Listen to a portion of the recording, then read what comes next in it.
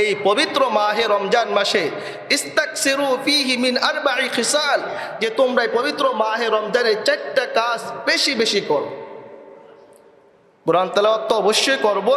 তো কোরআন তেলাওয়াত আমরা যারা পারি না শিখার চেষ্টা করি, আর যারা পারি তেলাওয়াত জারি রাখি, আর যারা একেবারেই পারি না এখন তারা শেখাও সম্ভব না, আমরা এই 4টা কাজ বেশি বেশি কি করব রমজান মাসে করব।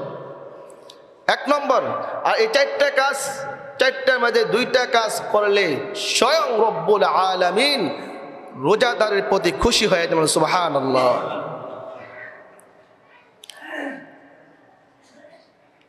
1 নম্বর হলো লা ইলাহা ইল্লাল্লাহ, লা ইলাহা ইল্লাল্লাহ, লা ইলাহা ইল্লাল্লাহ, লা ইলাহা ইল্লাল্লাহ। জিকির পারি এটা আমরা সকলে পারি তো?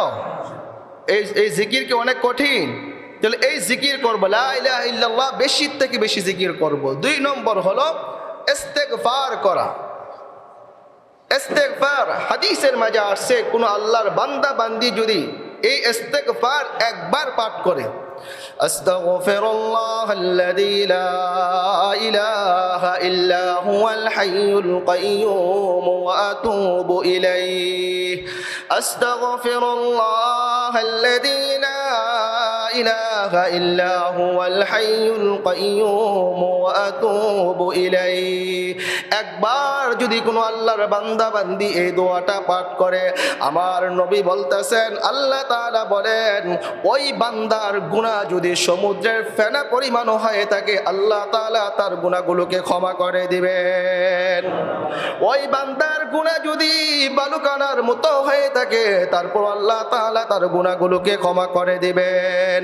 এই 2টা আমল যদি কোনো আল্লাহর বান্দা বান্দি করেন, লা ইলাহা ইল্লাল্লাহ জিকির বেশি বেশি করেন, ইস্তেগফার বেশি বেশি পাঠ করেন, আল্লাহ পাক রব্বুল আলামিন বান্দা বান্দির প্রতি খুশি হয়ে যান।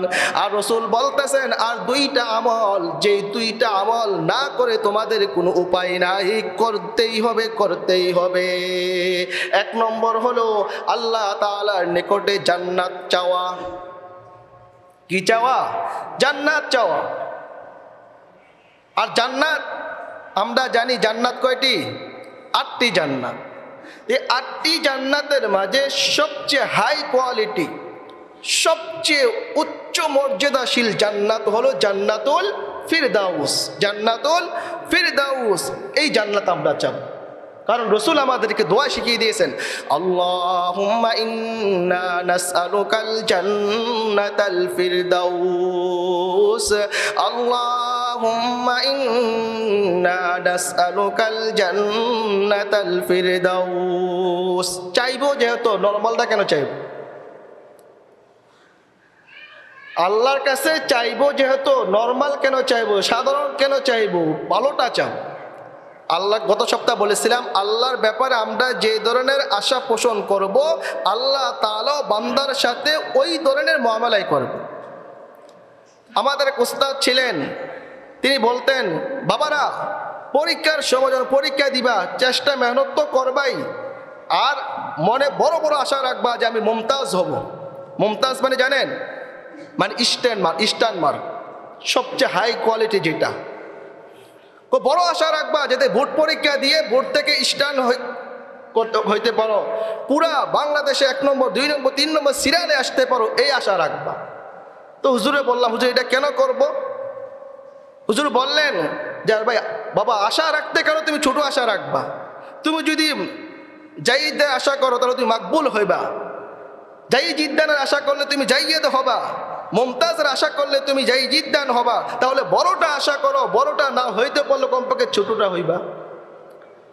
আমাদের বাংলাদেশের বায়তুল মোকাররমের খতিব সাহেব আগে যিনি ছিলেন, মাওলানা ওবায়দুল্লাহ সাহেব, উনি ছাত্র জমা নাই, আল্লাহর কাছে আশা করছেন, আল্লাহ তুমি আমাকে সারা বিশ্বের সবচেয়ে বড় মসজিদের খতিব বানাও, আমাকে বাইতুল্লাহর খতিব বানাও। তো আল্লাহ তাআলার কাছে সারা বিশ্বের সবচেয়ে বড় মসজিদ বাইতুল্লাহর খেতাবত তিনি আবেদন করেছিলেন, প্রার্থনা করেছিলেন। যদিও তিনি বাইতুল্লাহর খতিব হইতে পারেন নাই, কিন্তু আমাদের বাংলাদেশ সবচেয়ে বড় মসজিদ বাইতুল মুকাররমের খতিব আল্লাহ তাআলা তাকে বানিয়েছেন। সুবহানাল্লাহ। এই জন্য চাইতে কোনটা চাইবো? বড়টা চাইবো। তো চাইতে আমরা জান্নাতুল ফেরদাউস চাইবো। আল্লাহুম্মা ইন্না নাসআলুকাল জান্নাতাল ফিরদাউস। 3 নম্বর হলো জাহান্নাম থেকে মুক্তি চাওয়া।